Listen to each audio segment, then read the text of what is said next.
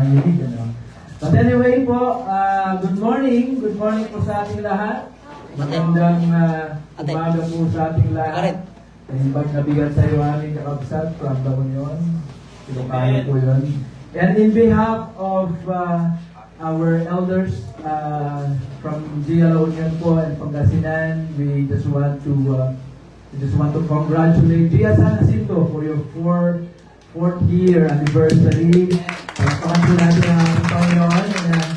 Praise the Lord. And not only from Gia La Union elders, but even in behalf of the Board of Elders ng buong Gia Global Community, I stand here to represent the Board of Elders congratulating Gia San Jacinto for your 4th year anniversary. 4 years of God's faithfulness. Amen? Kaya sabihin mo sa katabi mo, congratulations. Amen. So, hindi lang po si Pastor Joshua ang kumilos, gumalaw, hindi lang po ang yung pastor, hindi lang po kami, but lahat po tayo dito.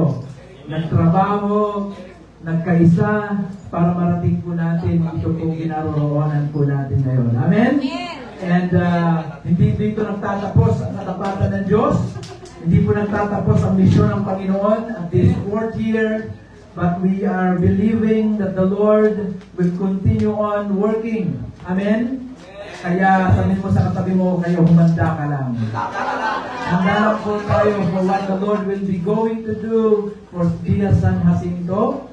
Baka next year, wala na po tayo dito kasi masigip na tayo. Mag-ano po tayo ng mas malaki at mas maluwang. Amen? That is our desire and prayer for our church here at Gia San Jacinto. Purin po ating Panginoon. Sige po, let's pray. Father, we are so thankful. Salamat po, Panginoon, sa oras na ito. For we are here celebrating your faithfulness for 4 years, oh God. That you've been so faithful and you've been so good to us here in our church in Gia San Jacinto, Panginoon.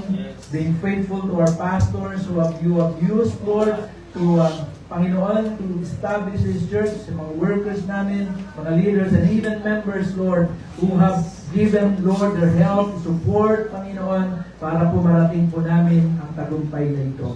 God, we just pray that you be with us, Lord, as we continue on worshiping and blessing your name, even as we are, Lord, God, as we prepare our hearts to listen from you, God. Speak to us as we listen, as we hear your word. Thank you, Holy Spirit. For this we pray in Jesus' name. Amen. Amen. Amen. So praise the Lord for this theme. Ang theme po natin for this year ay crossed over. Ganda po ng yung theme, ano? Theme natin. Crossed over, conquering great harvest for God's glory. Purin po ang Panginoon. So, kaya nga po ang aking pong title this morning, paano ba ito kung yan? Taas. Ito? Ayan. Dito pala. Tama. Okay. Yan. So, yun po yung aking pong title for this morning is Crossing Over to Harvest. Are we ready for harvest? Yes. It is harvest time. It is harvest season. We have planted, we have sowed the seed for these 4 years, and 4 years up, we will be harvesting what we have planted. Handa na po ba tayo, mga kapatid? Kaya, we will be crossing over for harvest. Ibig sabihin po, yung crossover, tatawid po tayo para po gawin po yung kalooban ng Diyos, yung harvest po. Ibig sabihin ng crossing over is ibig sabihin, tatawid po tayo from all these mga trials na ito, all these difficulties and hardships, para gawin po yung tinatawag na harvest na pinagkatiwala sa atin ng Panginoon. Crossing over to harvest. So God has a purpose for us to cross over. To cross over, hindi not for pleasure, hindi para magpahinga, pero para magtrabaho. We have to cross over to harvest. Amen. Kaya ang atin pong, yan po yung atin pong text po for this thing natin, for this topic, Deuteronomy chapter 9, verses 1 to 3. Sabi diyan, hear, O Israel, you are crossing the Jordan today to go in to dispossess nations greater and mightier than you, cities that are great and fortified to heaven, a people who are great and tall, the sons of the Anakim, whom you know and on whom you have heard it said, who can stand against the sons of Anak? Okay, sabi po sa verse 3, so be aware today that it is the Lord your God. Take note of this. It is the Lord your God who is crossing over ahead of you. Hallelujah. As a consuming fire, He will destroy them, He will subdue them before you, so that you may drive them out and eliminate them quickly, just as the Lord has spoken to you. Tingnan natin sa Tagalog, basahin po natin sa Tagalog. Sabi yan, makinig kayo. Sabi mo sa katabi mo, makinig ka. Mga mamamayan ng Israel, sabi diyan, tatawid kayo ngayon sa Jordan para sakupin ang mga bansa na mas malaki at mas makapangyarihan kaysa sa inyo. Take note of this, ano? Sabi diyan, mas malaki at mas makapangyarihan kaysa inyo. Malalaki ang kanilang lungsod at may mga tataas na pader na parang umabot na sa langit. Malalakas at matatangkad ang mga naninirahan dito. Ang mga giant pala to. Mga angka ni Anak. Alam naman ninyo ang tungkol sa mga angka ni Anak at narinig ninyo na walang makalaban sa kanila. Ngunit ngayon, makikita ninyo na ang Panginoon ninyong Diyos ang mangunguna sa inyo na parang apoy na lumalamon sa inyong mga kaaway. Tatalunin niya sila para madali ninyo silang maitaboy at malipol ayon sa ipinangako ng Panginoon sa inyo. Ayan po. So mga kapatid, dito po makikita po natin na mayroong command si Lord. May utos ang Diyos. Pag nag-utos ang Panginoon, pangangatawan ng Diyos yan. Amen? Pag nag-utos ang Diyos, hindi siya nagkamali sa pag-utos niya sa atin. Tingnan niyo po yung kanyang utos sa atin. Ano pong sabi niya? Crossover. Tatawid kayo. Tatawid kayo, sabi niya sa Jordan. Jordan, ang sabi niya, ano daw kung gagawin natin? Anong gagawin? Tatawid daw tayo, hindi lang para lumipat sa isang lugar.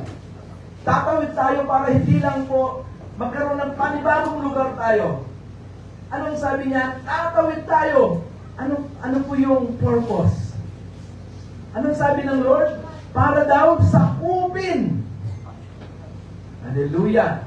Sakupin ang mga malalaking lungsod, greater cities and greater nations. Na, ang sabi dito, na mas makapangyarihan pa sa inyo. Mas malakas pa sa inyo. Nagkamali yata si Lola ng utos sa mga Israelita. Nagkamali ba ang Diyos? Hindi siya nagkamali. O baka naman si Lord, bagong gising lang, nabigla siya, na alam ko nga sige, punta na kayo, tawid na kayo. Kaya lang, malalakas pala yung mga kanilang ipoposes. Alam ng Diyos, in the first place, the Lord knows na itong mga Israelitang ito, hindi nila kakayanin yung kanilang sasakuping bansa. Sasakuping mga syudad at mga lungsod. Alam ng Diyos na itong mga Israelita na ito, makakalaban nila ang mga giant na ito. Alam ng Diyos yan. Amen? Alam ng Diyos. Alam ng Panginoon na hindi kakayanin ng mga Israelita itong pinapagawa niya sa atin, sa kanila. Bakit? Maliit lang Israelita eh. Nakikita niyo po yung picture? Yung parang pinadala mo yung maliit na bata para lumaban sa isang giant. Parang ganun eh. Parang ganito oh. Diba? Parang yung mga Pilipino, lalabanan yung mga LeBron James sa basketball.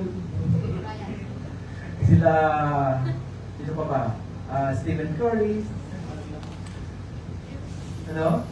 Parang, may mismatch dito. Parang sabihin mo, Lord, parang nagkamali ka yata. Pero hindi nagkamali ang Diyos. Amen? Hindi nagkamali ang Panginoon. Minsan, sabi nga po sa Bible, that the Lord, tinatawag niya ang mga mahihina, katulad po natin. Tinatawag niya ang mga maliliit na katulad natin. Para saan? Ano po ang purpose ni God? Para ma-display, para makita ang kanyang kapangyarihan. Yan. Maganda yata po, gold. Sabi ng Panginoon. Okay. So yun po mga kapatid. Hindi nagkamali ang Diyos. Parang mismatch, ano? Parang hindi match.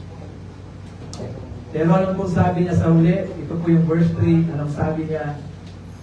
Pangungunahan tayo ng Diyos. Amen. Hindi ba tayo nakaka-cross over? Nauna na ang Panginoon. Amen. Hallelujah. Nauna na ang Diyos. Inihanda na niya ang mga lungsod na ito. Inihanda na niya mga kapatid ang mga cities na ito. Itong bansang ito nasasakupin ng mga Israel. Ibig sabihin, pag si Lord, siya ang sumakop sa isang bansa, sa isang syudad, for harvest, tagumpay na yan. Amen? Tagumpay na yan. Kasi we are in the position of victory. Sabi nga nila, we are not praying for victory. Hindi tayo nananalangin para magtagumpay. Nananalangin tayo para dahil tagumpay na tayo. Amen? Kaya ditong harvest na ito na gagawin natin na binigay sa atin ng Lord for Jesus San Jacinto, namuna na ang Diyos. Tagumpay na itong harvest na ito. Ang gagawin na lang natin ay sumunod sa Panginoon. Amen. So ready na po tayo. Hindi na tayo magtatanong, kaya ba natin? Sabi mo sa katabi mo, kaya-kaya. Kasi nauna na ang Diyos. Nauna na ang Panginoon. Diba? God has crossed over first before us. So this harvest, I believe, will be successful. Will be fruitful. Amen? Amen. So ito po yung makikita po natin dito, ano? Kaya, sabi dito, makikita ninyo na ang Panginoon ninyong Diyos, sabi niya mangunguna, na sabi niya, na parang apoy na lumalapon sa kanyang mga kaaway, tatalunin niya sila para madali ninyong maitaboy at malipol ayon sa pinangako ng Panginoon sa inyo. Hallelujah. Kung naintindihan niyo po itong sinasabi ko ngayon, pwede na tayo mag-closing prayer eh. Diba? Kasi tagumpay na tayo eh. Amen. Pero tignan po natin. Okay? Tignan po natin po dito. So ito pong passage na ito, ano po yung spiritual truth na binibigay, pinapakita sa atin ng ating Panginoon? A spiritual truth for us today, this is a call for us to cross over into a new realm of harvest. Bagong season ng pag-aani sa ating Panginoon, a harvest of souls for God's glory. Ito po yung spiritual truth na ito. There is a call for us to cross over, conquering the great harvest for the Lord, for God's glory. Cross over to possess land. Okay, so katulad lang din po ng mga Israelita na ito na they were commanded to conquer and possess the land. Tayo po mga kapatid, ito po ngayon ang inuutos natin, Gia San Jacinto, we should be ready of conquering nations, to cross over, conquering cities and nations for the Lord, to conquer the hearts of the people and bring them into the kingdom of God. Hallelujah. Are you excited for this? Excited po ba tayo mga kapatid? Purihin ang Diyos, purihin ang ating pong Panginoon. Okay, so tingnan po natin isa-isa. So the Jordan crossing, ano po ba ito? Ito po is a parallel to our mission. Yung cross-over, pagtawid ng mga Israelita from Jordan, no? Ito yung mission na sinasabi sa atin ng Lord. It is a parallel to our mission as the church, and not only as a church, but even as an individual. So, sabi nga po dyan, sabi yan ng word, nabasa naman na natin yan kanina, sabi yan, tatawid kayo ngayon sa Jordan. Para ano? Sakupin ang mga bansa na mas malaki at mas makapangyarihan kaysa sa inyo. This is the mission the Lord is giving unto us right now. From the Jordan crossing, ganun din po tayo ngayon. We will be crossing itong new season na binibigay sa atin ng Lord. Parallel to our mission. Mga kapatid, we have a mission to do. The Lord have commanded us now to go and cross over. And this is now our mission. So ito pong sinasabi po dito, ano po ba ang nire-represent ng Jordan? Pag narinig po natin ang word na Jordan, anong naisip natin? Si Michael Jordan, ano? Naisip ng mga isip nyo ngayon, si Michael Jordan. Hindi yun si Michael Jordan ang sinasabi dito. Pag sinabing Jordan, and that is what? A Jordan River yan. Jordan River. So ano po ang spiritual truth about, ano yung spiritual na meaning about Jordan? So yung Jordan na yan, that we have to cross over, ibig sabihin tatawirin nila, is represents that the barriers that keep us from fully engaging in the Great Commission. So yung pong Jordan River, yan po yung barrier. Ibig sabihin na pwede pa magbago ang isip ng mga Israelita na huwag nang tumawid. Bakit? Bakit? Kasi may barrier eh. May hadlang. Kaya sabi ng Lord, siguro sabihin natin, Lord, siguro mga Israelita sabihin nila, Lord, wala na bang ibang daan? Bakit dito kami dadaan sa Jordan? Wala bang shortcut? Wala bang aeroplano, Lord? O kaya helicopter wala? So sometimes for us, the Lord is commanding us to go on mission, but we have all this Jordan. Parang may mga barrier. Na parang sabi natin, Lord, ito lang ba ang daming daan? Ito lang ba yung daan papunta doon sa kabila? Marami pong mga hadlang para hindi natin magawa yung mission ng ating Panginoon in engaging the Great Commission. And these barriers, ano po ba itong mga barriers na ito? O itong mga hadlang na ito na bakit na pwede tayo mag-isip na hindi na lang magpatuloy? Ano yung mga barriers na yan? Number one, fear. Takot. Ito yung dapat i-cross over natin. Yung takot natin, mga kapatid. Kasi pag ang tao may takot, hindi mo na yan mapapaalis. Hindi mo na yan mapapa-cross over. Ano pang barrier? Yung apathy. Ano yung apathy? Yung walang pakialam. Sila, pahala sila dyan. Basta ako, atin lang ako. Harvest na yan. Sila lang yan. Si Pastor Joko lang yan. Siya lang yan. Pastor dyan eh. Apathy. Walang pakialam. Yan yung isang barrier. Bakit ayaw tumawid? Walang pakialam eh. Yan yung barrier eh. Bakit pa kasi tawid-tawid dyan sa harvest na yan? Dito na lang tayo sa church. Okay na itong bilang natin. Ayun. Tignan mo yung katabi mo kung may pakialam ba yan o wala. Ito po yung mga kapatid, tayo sabi natin, hindi tayo pwede makialam yan, di ba? Baka tawagin tayong pakialamero. Di ba? Pakialamera. Mga marites. Mga merasol. Hindi mga yan. Mga nagsusulsol. Pero ito po yung positive, mga kapatid. Ito po yung positive na pakikialam. Amen? Makialam tayo sa trabaho ng Diyos na binibigay po sa atin, lalo na pag nag-uusapan natin ang misyon.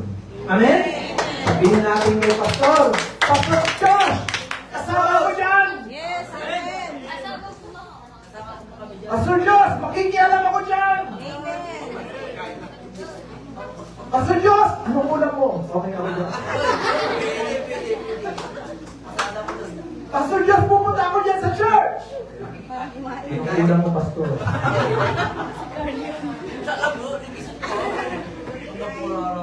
Ba't tinitingnan niyo si Carl? Diba? Yung bang, makialam tayo. Yun yung isang barrier eh. Bakit hindi tayo nakikisa na hindi makatawid. Walang payalam. Ano pa ba yung mga barrier? Yung complacency. Yung relax ka na lang. So, Diyos, okay na tayo dito. No, marami na tayo. Nandiyan si Mami Miles, nandiyan si Carl, di ba? Nandiyan si Joel, nandiyan si, si Sir Ruben. Okay na yun mga yan. Okay na. Complacency. Yung bang, relax lang tayo. Ano yung harvest na yan. Wala na yung mission na yan. Kaya hindi makatawid kasi comfort zone. Okay na ako dito, di ba? And ano pa? Ano pang barrier na pwedeng hindi tayo tumawid? Lack of vision. Lack of vision. Yung walang pangitain. Nagkikisa po ba tayo sa vision ng GIA? Ng church natin? We have to go and bear fruit. Amen? Magbunga na magbunga. Yan po yung ating pangitain. Kaya pag ang tao, si Kristiyano, walang vision, ay hindi yan tatawid sa Jordan. Kasi mayroong barrier. So, so ano po yung call to action po natin? Our call to action para po sa ating Jordan crossing, to grab the mission, we are called to cross over these barriers. Cross over. Lampasan natin, tawirin natin itong mga fear na ito, complacency, apathy, and lack of vision, and to step out of our comfort zones. Minsan, relax na tayo, pero kaya hindi na tayo minsan, hindi ka nakakapag-pray, di ba?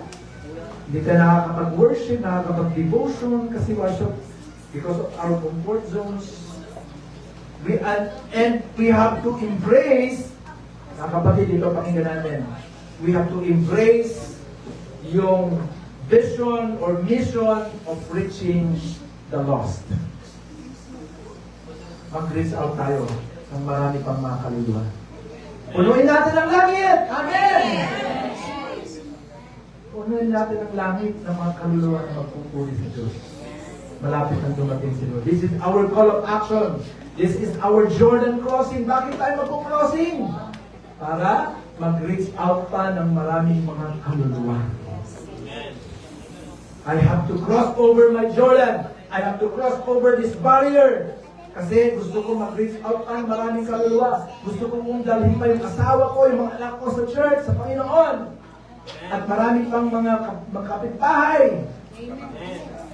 Mga katrabaho. Diba? We have to reach, we have to cross over our Jordan. Kasi sa kabila ng Jordan na yan, ang daming mga kaluluwa na lilintay. Sabi nga, we have to have a vision. Di ba tayo malungkot na hindi natin kasama yung mga asawa natin ngayon? Di ba malungkot? Ewan ko sa'yo, malungkot ka. O baka naman gusto mo, wala yung asawa ka dito. Huwag na lang, pastor. Kaya mo na yun. Huwag naman. Kasi naman namin. Di ba? So we have to cross over our Jordan para halika na asawa ko. Halika na mga anak ko. Yan po mga kapatid, this is our mission. We have to cross our Jordan para madala natin itong mga mahal natin sa buhay for the Lord. Purihin po ang ating pong Panginoon.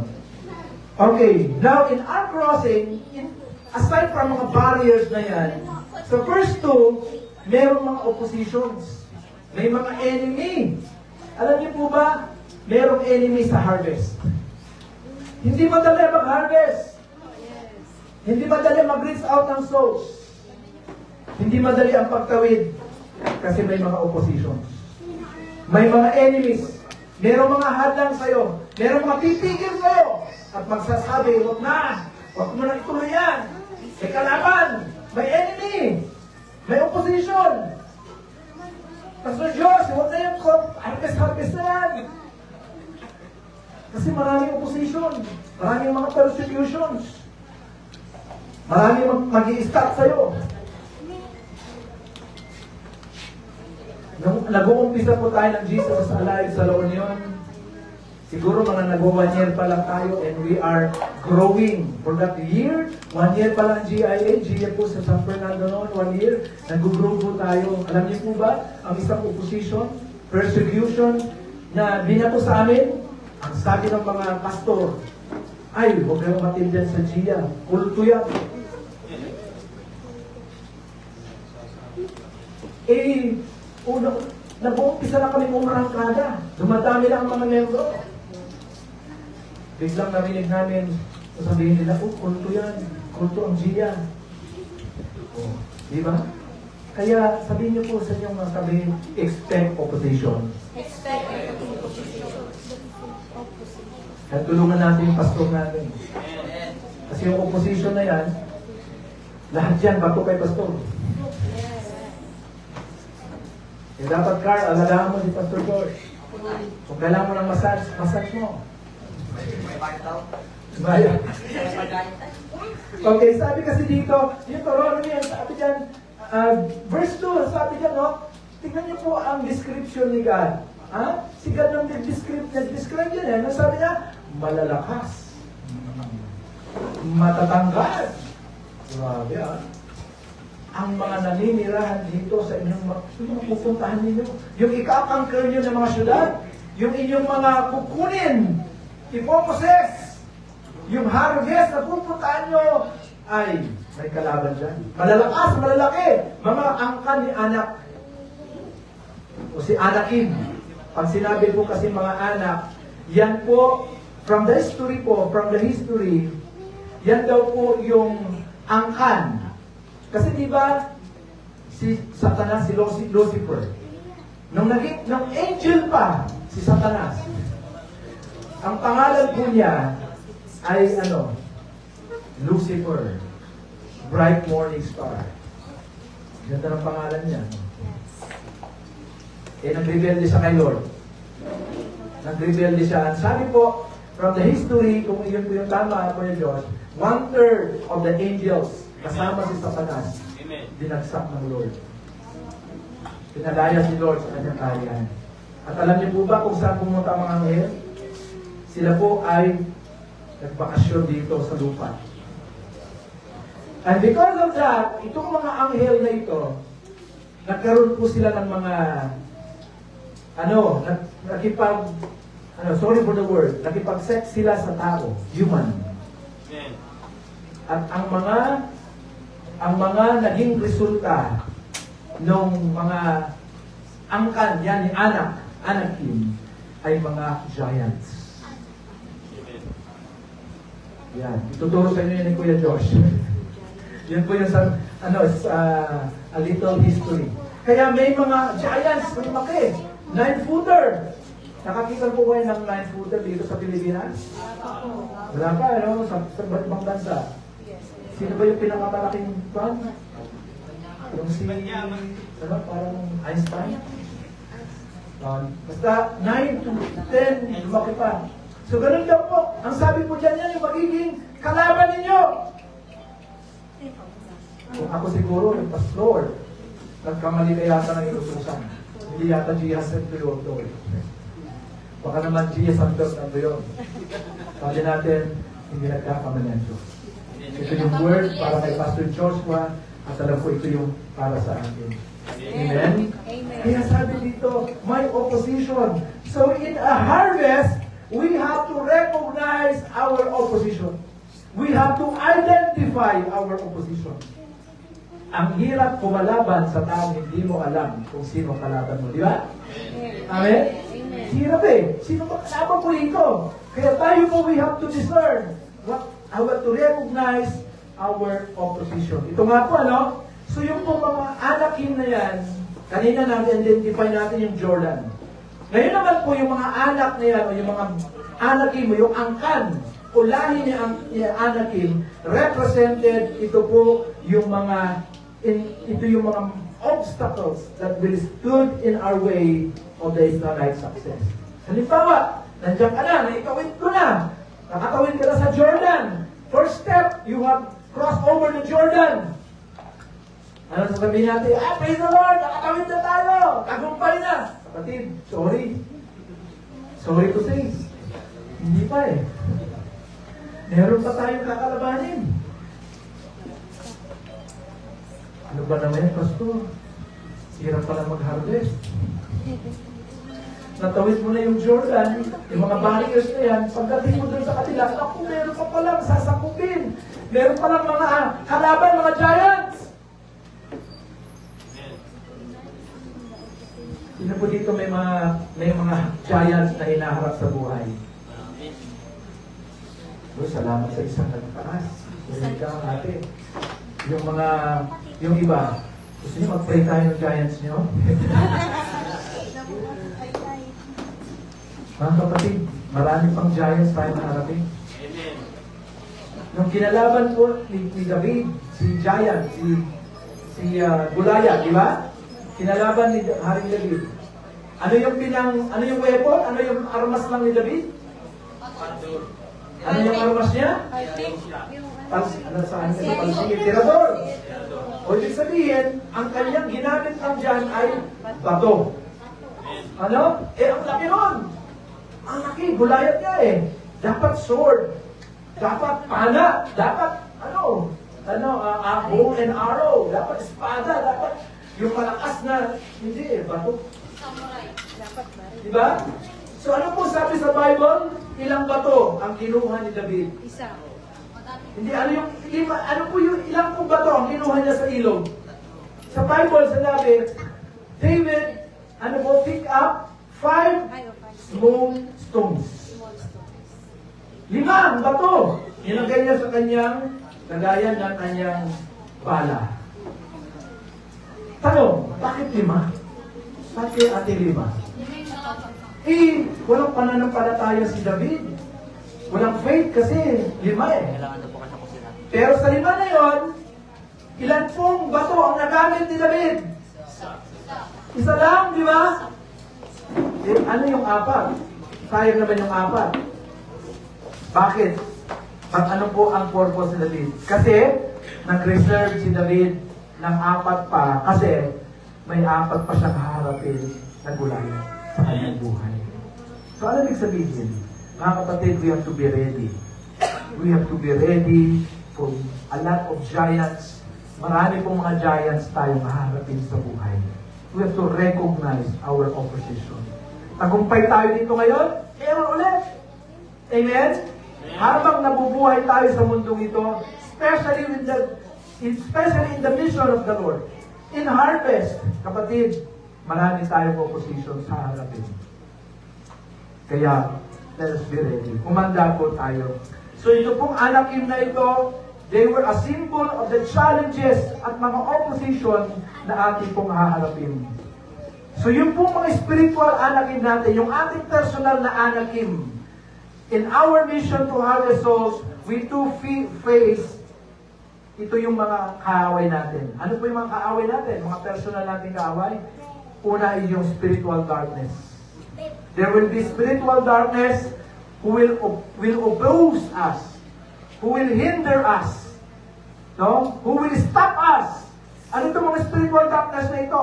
Ito po yung mga forces of evil that blind people to the truth. Ang harvest, sabi ko nga, hindi madali. Meron kang sharean. I-share mo yung gospel. I-share mo yung truth sa kanila. Maniniwala pa ka agad dyan? Hindi. Marami na magsasabi.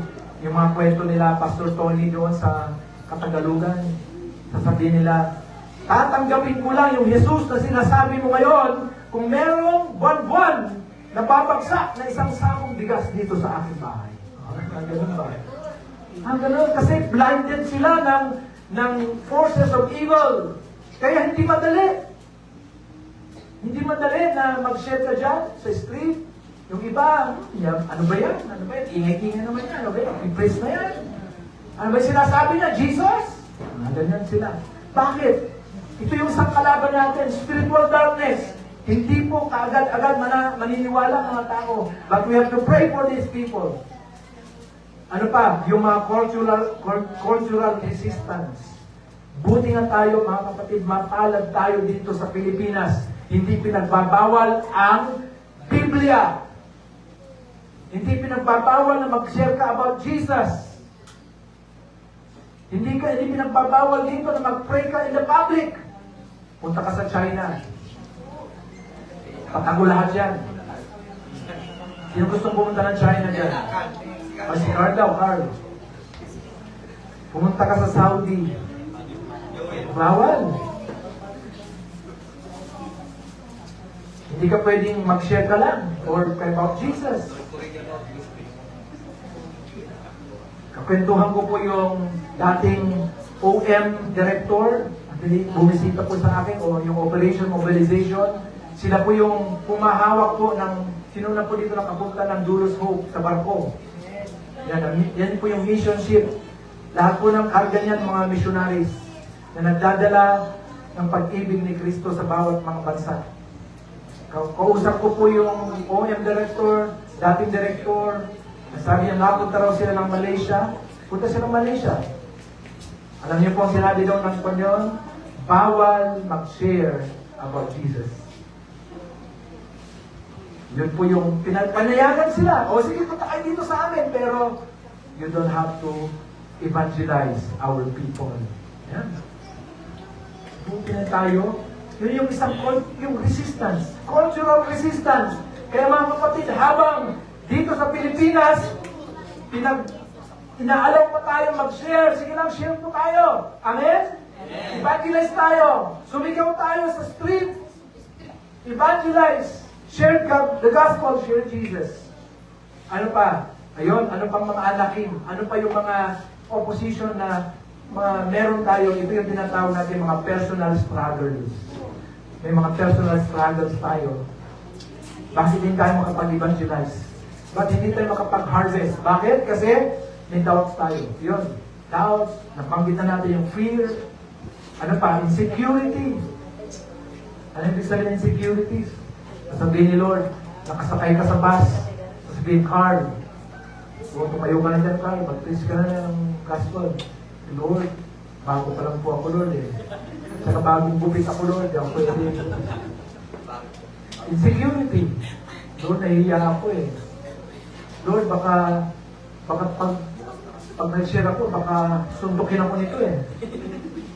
Natakot, may insecurity. Lord, baka pag nag-share ako, baka paluhin ako nito ng payong. Mga ganon. So personal struggles, ito yung mga isang opposition na we have to overcome. So we have to recognize our opposition for what they are. So ngayon pa lang, as we are praying for God's harvest, let us identify yung mga oppositions. And let us pray. Amen? Pag-pray natin, huwag tayong susugod ka agad. You have to identify, recognize, ano ba yung mga pwedeng ipag-pray natin? Ano yung mga dapat i-bind natin, i-destroy natin? So, what are the oppositions? So what are these obstacles designed to keep us from fulfilling God's purposes? So in harvest, sa harvest po mga kapatid, crossing over, conquering the great harvest for God's glory is not easy. There will be opposition.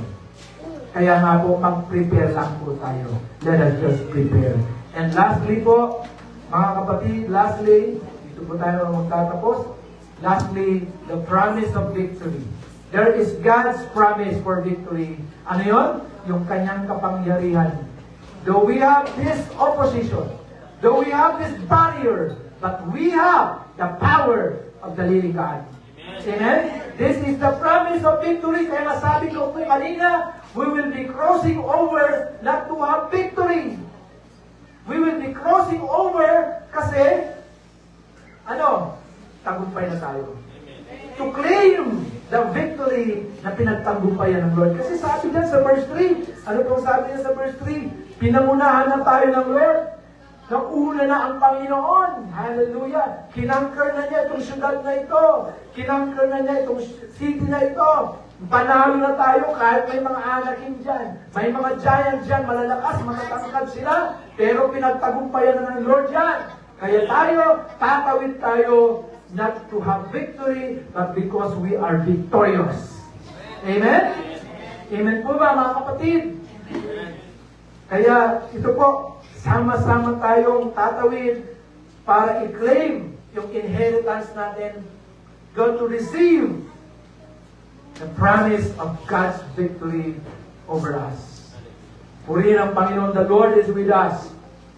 So, ano po ang key ng katagumpayan na ito? It's not because Israelites, ang Israel ay magaling sila. Hindi po. Actually, they are just a small nation. Maliit lang silang nation. Kaya sabi ng Lord, now, you will cross the Jordan. Una pa lang na barrier yun, Jordan na kaagad. Sabi niya, baka pwede kayong maanod dyan, pwede kayong malunod dyan.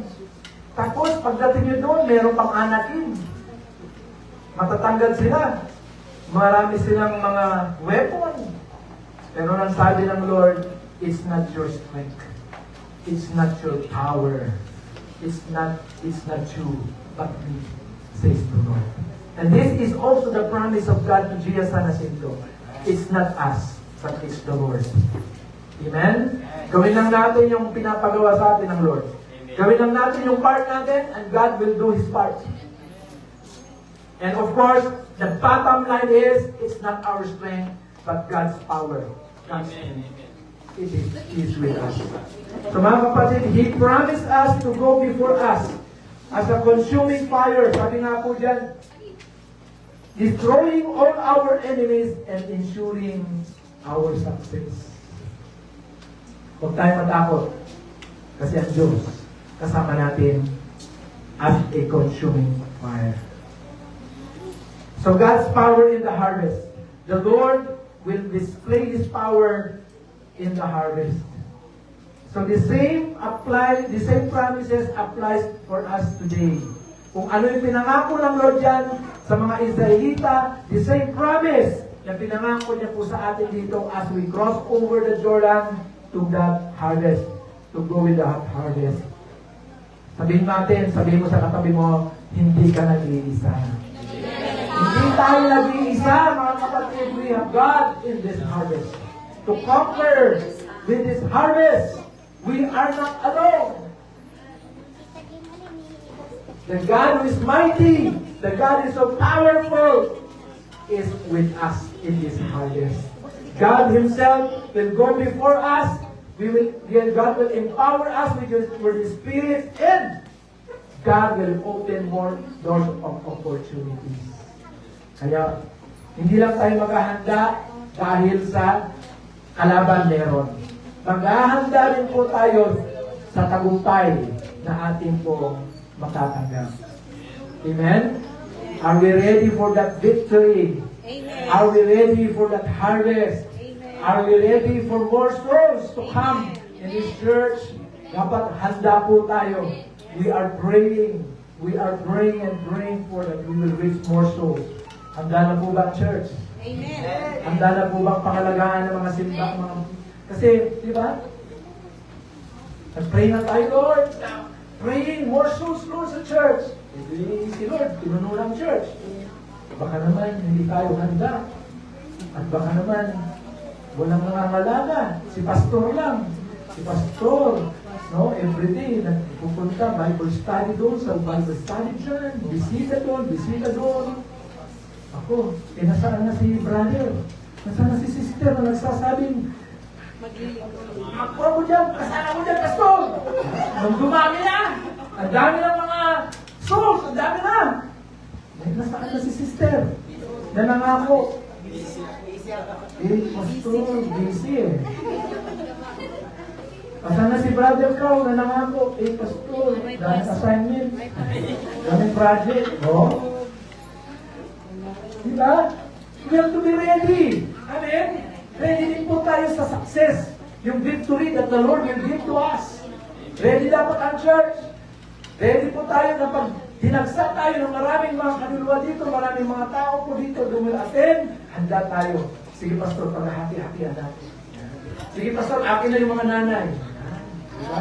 Sige, pastor, akin na yung mga kabataan. Sige, pastor, ako na po yung mga bata.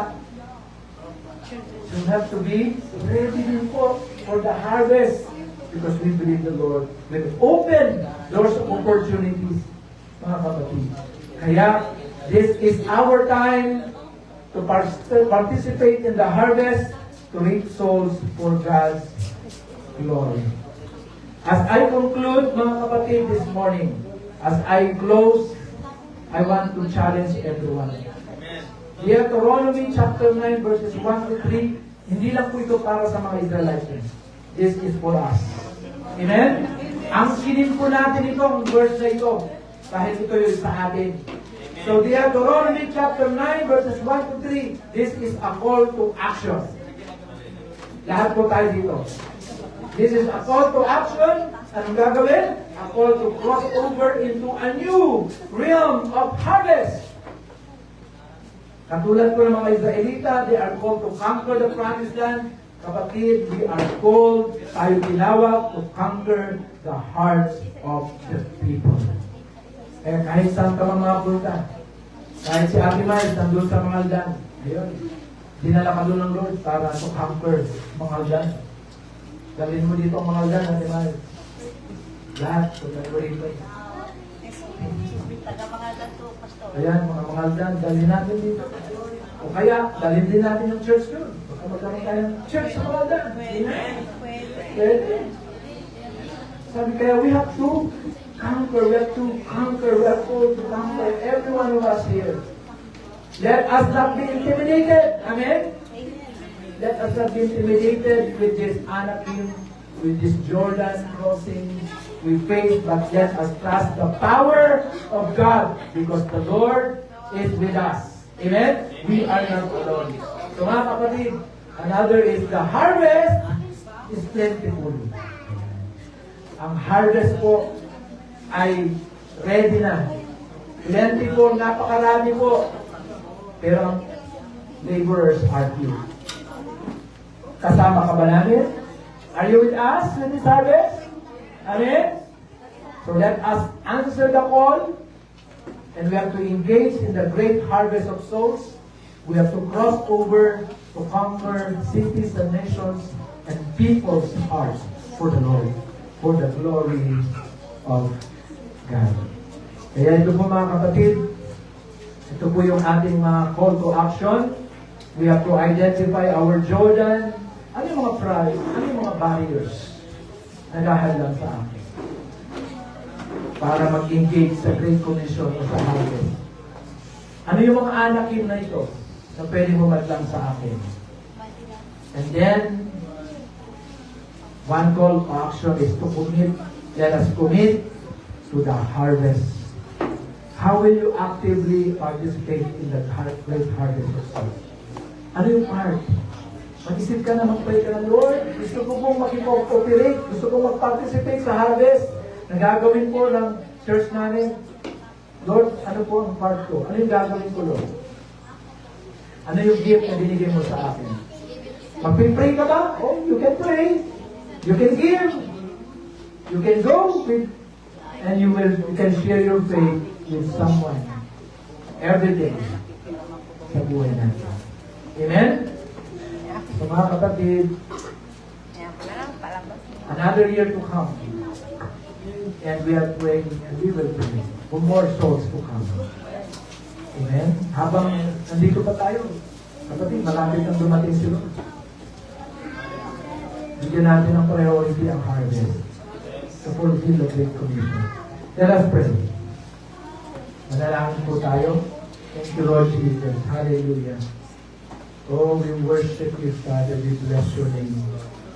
Hallelujah. Yes, Lord Jesus. Lord, 4 years of sowing the seed. 4 years, Lord, of sacrifices. 4 years, Lord, you've been doing your will. We've been sowing seed of truth, of your gospel to the people around us. Though this year to come, magtatanim pa rin po kami. Pero mag-harvest na rin at the same time. God, I just pray that your church, this church, I-prepare mo ang bawat puso namin for this great harvest to come. You will prepare each one of us, Lord, for this harvest to come. Of this season of harvest for Gia San Jacinto. I know, Lord, that you have opened more opportunities and that you will be opening more opportunities for this church. Kaya, Lord, I pray, magkaisa kami. Magkaisang simbahan. I-prepare mo ang lahat para po sa harvest na ito. Sa pangalan ni Jesus. Knowing that you are with us, Lord. Knowing that we are not alone in this harvest. Because you have promised us na una ka na. You crossed over ahead of us. Pinamunahan mo na kami, Lord. I-prepare mo na. Kami, susunod na lang ang Panginoon. Kaya I pray, Lord, ang simbahan ito, from our Pastor Josh, hanggang sa mga workers and leaders and members, will have that united hearts and minds para sa harvest na ito. That you will unite your church, that you will strengthen this church for that harvest to come, for that season of harvest. Lord, truly, the harvest is plentiful, daming aanihin, pero nakalungkot maraming mga laborers, kukunti ang laborers. Raise up more laborers in this church, more workers, Lord, for the great harvest. And also we ask, Lord, yung provision niyo po. We ask that you prosper Gia San Jacinto in all areas, especially financial aspect, Lord, upang matutusan ang lahat ng mga gagawin ng pag-expand ang mission mo dito sa lugar na ito. We're praying for San Jacinto. We're praying for mga Aldan and mga neighboring towns, Father. Even San Fabian. Lord, thank you, Jesus. We know that you have prepared all these things, Father. And thank you, Lord, for touching our hearts today. Panginoon, I pray for the fire of the Holy Spirit to flow upon our hearts. Stir up the passion, yung fire, Panginoon, yung boldness, yung compassion natin, that we will be confident enough to preach your gospel in Jesus' mighty name. Dalhin namin yung mga kamag-anak namin, mga asawa namin, mga anak namin. Lord, para sa iyo ka po yan. Bigyan niyo po kami, Lord, ng boldness. Anoint us, Lord. Touch our hearts, Lord. Empower us, O God. Bless our capacity to preach your word, Panginoon. Salamat po, Lord God. Binebless ko po, Panginoon, ang simbahan nito, ang Gia San Jacinto, to Pastor Josh, sa lahat ng mga leaders and workers ng church, and Lord, lahat ng mga members, binebless ko po lahat. Maraming salamat, Panginoon. Thank you, Lord. Thank you, Jesus. We will be amazed of what you will be doing dito po sa church natin. We give you all the praise, Lord. Give you all the glory, all the honor. In Jesus' name we pray all these things. Amen. Amen. Palapang po natin ang ating Panginoong Diyos. Amen. Congratulations, Lord. Yes, God bless you.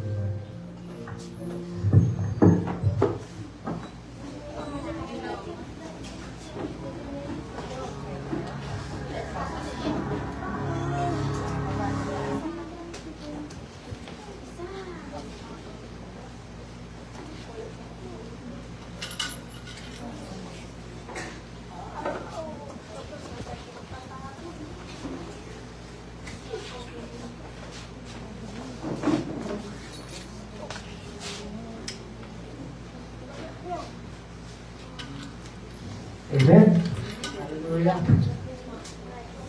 Sino po ang nakasalo ng mensahe for today? Amen.